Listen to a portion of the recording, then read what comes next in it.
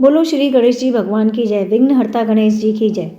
आज है गणेश चतुर्थी। चलिए सुनते हैं श्री गणेश जी की व्रत कथा। श्री गणेश चतुर्थी व्रत की पौराणिक कथा के अनुसार एक बार भगवान शिव तथा माता पार्वती नर्मदा नदी के किनारे बैठे थे और माता पार्वती का मन हुआ कि वह आज शिव जी के साथ समय व्यतीत करें। भगवान शिव से समय व्यतीत करने के लिए माता पार्वती ने चौपड़ खेलने का आग्रह किया। शिव जी भगवान चौपड़ खेलने के लिए तैयार हो गए, परंतु उन्होंने सोचा कि इस खेल में हार जीत का फैसला कौन करेगा, यह प्रश्न उनके समक्ष उठा। तो भगवान शिव ने कुछ तिनके एकत्र कर लिए और एक पुतला बनाकर उसकी प्राण प्रतिष्ठा भी कर दी और पुतले में जान डाल दी। पुतले से कहा, पुत्र, हम चौपड़ खेलना चाहते हैं, परंतु हमारी हार जीत का फैसला करने वाला कोई नहीं है, इसलिए तुम बताना कि हम दोनों में से कौन हारा और कौन जीता। उसके बाद भगवान शिव और माता पार्वती का चौपड़ का खेल आरंभ हो गया।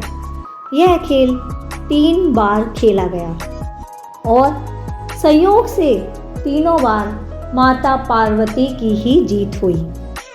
खेल समाप्त होने के बाद बालक से हार जीत का फैसला करने के लिए कहा गया। उससे पूछा गया कि बताओ अब कौन विजयी हुआ है। तो उस बालक ने महादेव को विजयी बता दिया। कहा, शिव जी भगवान की जीत हुई है। यह सुनकर माता पार्वती को क्रोध आ गया और क्रोध में उन्होंने बालक को लंगड़ा होने का, कीचड़ में पड़ा रहने का श्राप दे दिया।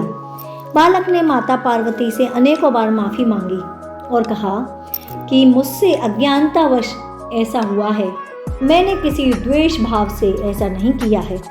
बालक द्वारा बार बार क्षमा याचना करने पर माता ने कहा, यहाँ गणेश पूजन के लिए नाग कन्याएं आएंगी और उनके कहे अनुसार तुम गणेश व्रत करना, ऐसा करने से तुम मुझे प्राप्त करोगे। यह कहकर माता पार्वती शिव जी के साथ कैलाश पर्वत पर चली गई। 1 वर्ष के बाद उस स्थान पर नाग कन्याएं आईं।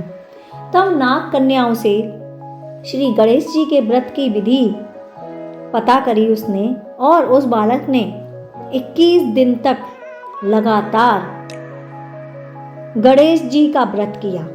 उसकी श्रद्धा और भक्ति से गणेश जी प्रसन्न हो गए। उन्होंने बालक को मनोवांछित वर मांगने के लिए कहा।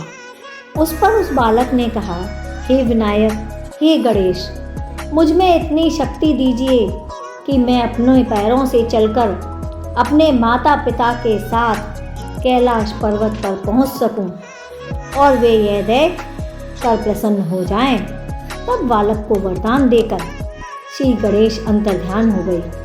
इसके बाद वह बालक कैलाश पर्वत पर पहुंच गया और कैलाश पर्वत पर पहुंचने की अपनी कथा उसने भगवान शिव को सुना दी।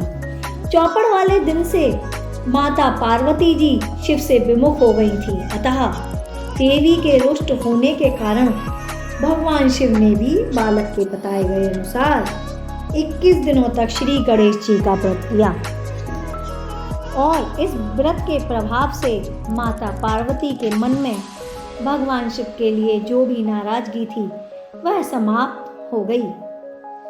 तब यह व्रत विधि भगवान शंकर ने माता पार्वती जी को बताई। यह सुनकर माता पार्वती जी के मन में भी अपने पुत्र कार्तिकेय जी से मिलने की इच्छा जागृत हुई, क्योंकि कार्तिकेय जी माता पार्वती से और घर से बहुत दूर रहते थे, तो उन्हें उनकी बहुत ज़्यादा याद आ रही थी।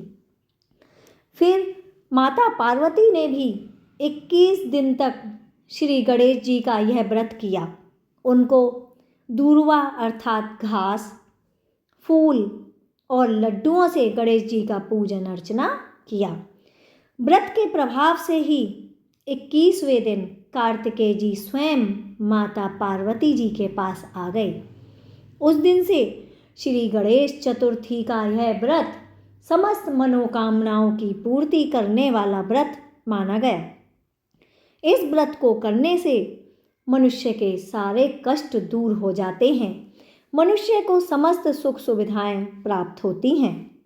अंत में यह कथा सुनने मात्र से ही मनुष्य को अपार सुख मिलता है, साथ ही समस्त विघ्न बाधाएं और संकटों का नाश हो जाता है। संकट गणेश चतुर्थी व्रत करने से घर परिवार में आ रही कोई भी विपदा दूर होती है। कई दिनों से रुके हुए मांगलिक कार्य भी संपन्न हो जाते हैं। तब तथा भगवान श्री गणेश असीम सुखों की प्राप्ति कराते हैं।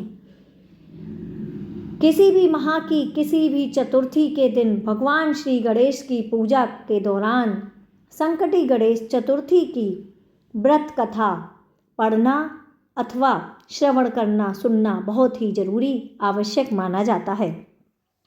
इसीलिए हमें गणेश जी के पूजन के साथ गणेश कथा का श्रवण करना अर्थात हमें इसे पढ़ना अति आवश्यक है, तभी व्रत का संपूर्ण फल प्राप्त होता है।